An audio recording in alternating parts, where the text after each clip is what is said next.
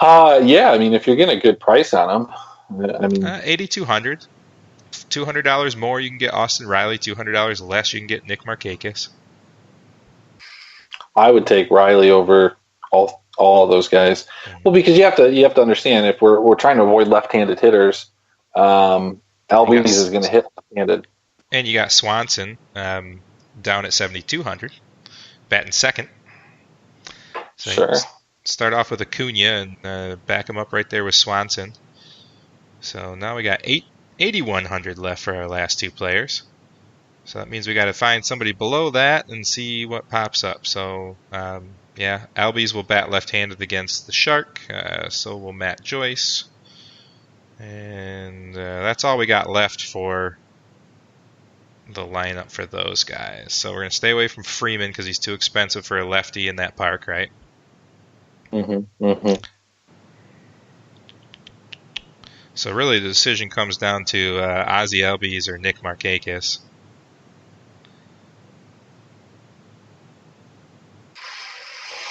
I would take Nick Markakis. I'm just, I like Nick Markakis a lot, and I'm not a big fan of Ozzie Albies. So if you ever see me stacking the Braves, you can probably feel pretty safe in betting on me having Markakis over Albies.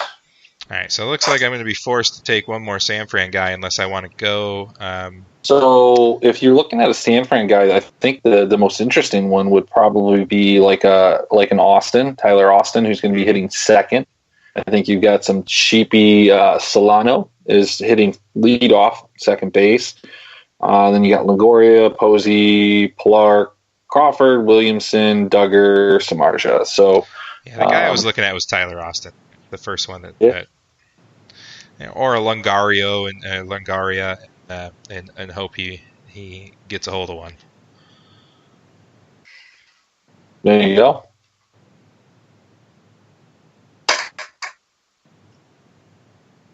Let's see. Austin has only been pinch hitting for the last looks like week and a half. So, are you seeing him in the lineup right now? Because it's not posted on DraftKings yet. Yeah, no, it was just released. He's hitting second. What about Mac Williamson? Is he in the lineup? He is. Perfect. All right. So, yeah, I guess we're going to throw him in there and see what happens. All right, now that we've bored everybody with showdown picks. Oh, wait a minute. I'm going to switch this around for a second.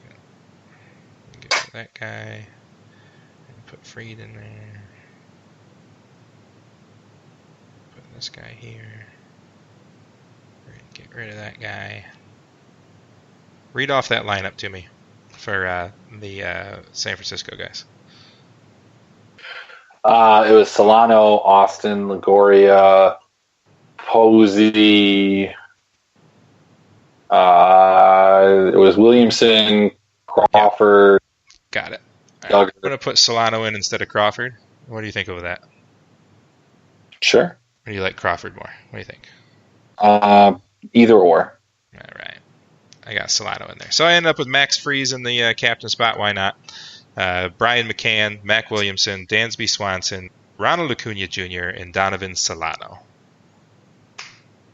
Godspeed. There you go. Contest. Godspeed. All right. We've done it. We've created the lineups. All right. That was riveting radio, my friend. Riveting radio.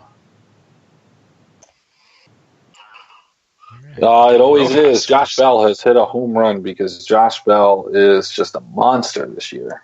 He's your guy. He's a dude that I just didn't see coming to this extent. I mean, and to make this type of jump, pretty interesting. I mean, look, so probably didn't see Cody Bellinger making the leap that he's made this year, but at the same point, it's not that crazy, he has shown this type of power. He's just a little bit more disciplined at the plate. Josh Bell is a guy kind of like Alex Gordon. Both of them have had pieces on Fangraphs where they've been highlighted in the changes that they've had in their batting stance and the consistency in Josh Bell's batting stance last year was they showed 3 different at bats, and there were 3 different batting stances, and it looked like he was having a seizure up there. Pretty similar to how Jose Martinez looks when he's up at the plate. So one could almost surmise from that, if Jose Martinez could just calm down a little bit, maybe he can be even a better hitter than he already is. But Josh Bell always felt like he should have this power. He's got the big body type of a first baseman, like a Prince Fielder, a Vlad Guerrero Jr., Cecil Fielder, that type of body type. So that type of body type should come with a considerable amount of power, and it just really hadn't. Not to the extent that you would have expected Josh Bell up until this year. Certainly. So he hit 380 in May so far. I mean, he's got to be, a top 5 in batting average right now in the league? He's hitting 329, I think, on the season. Yeah, he's just had a monster season so far. Yeah, just killing it. 44 RBIs already. I mean, what's that on pace for? 130? In an offense that hasn't really had many big blow-up games. I mean, when you think of Minnesota or Dodgers or Milwaukee, these teams have had those big games where they're putting up 10, 11, 12, 13 plus runs.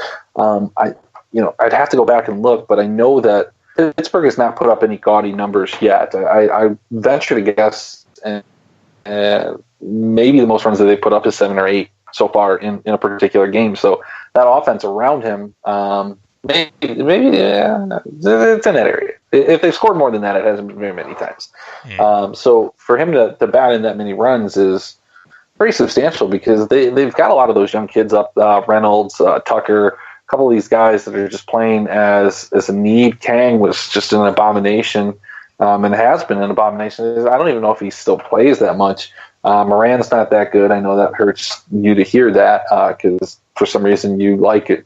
I mean, I think I could put together your ideal team. You'd have John Colin Moran one time, so you're stretching a little bit on the John likes Colin Moran bandwagon. Am I wrong though? Do you not like Colin Moran? No, he's not my guy. Yeah, no, Kang was my guy in the preseason.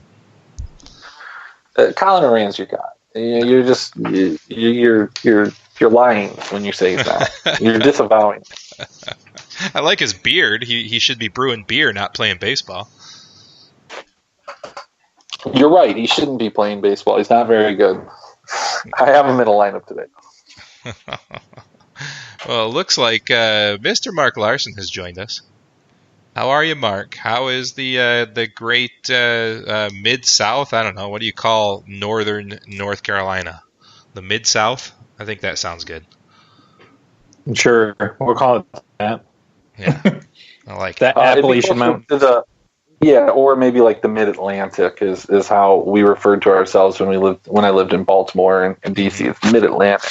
Mid-Atlantic. I like that. But, he's in the mountainside of North Carolina and almost Virginia, so I don't know if you can call that Mid-Atlantic. I think he's in the Appalachians, like you said. That's kind of, he's a mountain man. Yeah. I've never understood the Midwest true. Either, so, yeah. We're more like the Mid-East. Nobody wants to call it that. I know, it's terrible. It sounds awful, doesn't it? So, I want you to know, Mark, I bought that mug for you. Oh, nice. Oh, yeah. I bought you the Szechuan sauce. I love it. Love it. I bought it. That's why I wanted your address. I guess I'm just going to have to drive it up to your house and drop it off. There you go. Yeah. It'll be fine. It'll all be good. So, Mark, give us this breakdown of the Stanley Cup. How's this going to go? You've been prophetic so far in predicting the NHL playoffs. Please do that. But first, real quick, because I've been a terrible lead host today, we are Draft for Upside. We do beer. We do pop culture. We do fantasy sports. We fuck around and get drunk. It's fun. We are on the Legend Sports Network, which can be found at LennyMelnickFantasySports.com. Go there, click Listen, Chat Live. During the shows, there is a live chat room. Well, there's a live chat room 24/7. But during the shows, the hosts and the people that are on can read it. They can interact. It's free to register. register, put your name in there, spout off to us. It's fun. Our show you can actually even call into if you want. So holler at us. We'll call you in. It's fun. There's lots of different shows. Lenny himself, the legend, is on Monday through Saturday at 9 a.m. with Lenny's Daily Podcast. Wednesdays, you get midday, Hump Day at midday at noon. You get JJ Sports Talk Tuesday through Friday from 2 to 3. You get Money One is twice as nice Monday through Friday at 5:30. Of course, us at 7 to 9, followed by the Mets 360 with Brian Jora. And that's pretty much the end of the night on Wednesdays. There's almost always something going on here Monday through Friday, a little bit of Saturday action, a little bit of Sunday action. But come check us out at LennyMelnickFantasySports.com. Join the Legion, my friends. You won't regret it. Anyways, Mark, please. You've been so spot on. Let us know what's going on with the Stanley Cup. So I'm trying to figure out, there's a sports book here in North Carolina because the line came out today, and it has Boston at a minus 151 or 155. I will put money on St. Louis all day long. I like it. I think it's gonna go 6 or 7 games. They're pretty evenly matched. They play a very similar style of game, but Binnington is on fire. The Blues are on fire. I don't know if you saw the turning point, but in San Jose won Game 3 on a hand pass deflection into the net. Completely illegal goal, but the referees let it go. The NHL let it go and gave it to San Jose. From that time on, St. Louis dominated the games, outscoring St. Louis. It was like 18-3 in the final 3 games. The only turning point I saw is when I accidentally turned hockey on and I turning pointed it off. You missed some good games, man. You missed some good games. Ain't no Red Wings. Yeah. Ain't no intention.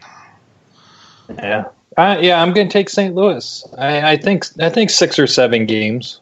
It's going to be fun. It's going to be one of the few finals that I watch just to watch because it's 2 really interesting teams, and I want to see if St. Louis can do it. I like it. What's the name of your town again here, buddy? That you're in? Franklin, North Carolina. North Carolina. I'm going to look this up here. Let me take a peek here. I'll pull up the map, zoom out a little bit. Let me see where you got it. 30 minutes from Georgia, 2 hours from Tennessee. All right, so this is what you're going to have to do, it looks like. You are going to have to take a trip to West Virginia if you want to do legal sports betting. That's your closest spot. Mm-hmm. Yeah. West Virginia, that's way up there. Yeah, it is. It's a hike. Yeah. So far, the legal states are Nevada, Delaware, New Jersey, Mississippi, West Virginia, Pennsylvania, and Rhode Island. Although I hear Michigan is on the books and could be coming. So, but I can't speak for the rest of the states. But if you know anybody in West Virginia, give them a call.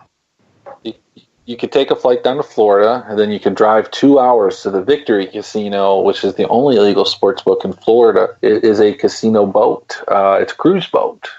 So you would be stuck on the boat for a little while, and then you'd get off. And it seems like it would be a very elaborate trip to make that bet. And you'd have to make it back to cash out your ticket, too. So, well, there's plenty of offshore internet places if I really want to do it. No, that's true. It's a true story. So you're taking the Blues all the way. I am. So what are you predicting? Like 4-1, 4-3. What do you got? I'm going to have to say 4-3. I'm going to say 7 games. 7 games. Dramatic. Now, is Game 7 in St. Louis or not? I believe it's in Boston. In Boston. So an away victory in Boston in Game 7. I like it. It's bold. Yep. It's Bold. I like it. Chris, any thoughts on the NBA drama? Milwaukee, I thought, was going to cruise to a championship, but they're looking kind of weak after the last couple games. Have you watched any? I mean, they lost on the road, so, I mean, it is what it is.